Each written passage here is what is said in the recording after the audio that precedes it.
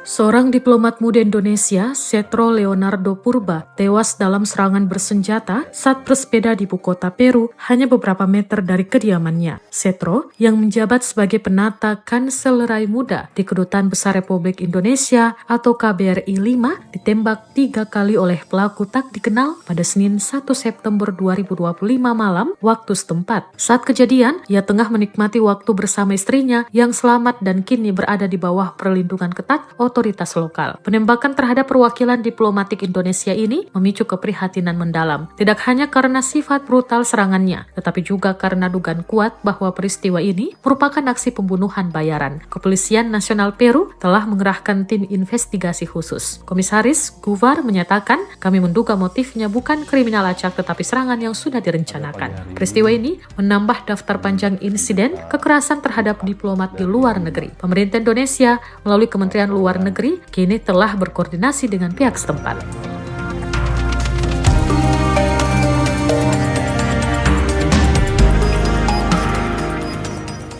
Pada pagi hari ini kami mendapatkan berita duka dari 5 salah seorang pegawai Kementerian Luar Negeri, Saudara Setro Leonardo Purba, beberapa jam yang lalu meninggal dunia di 5 karena tembak oleh orang yang tidak dikenal.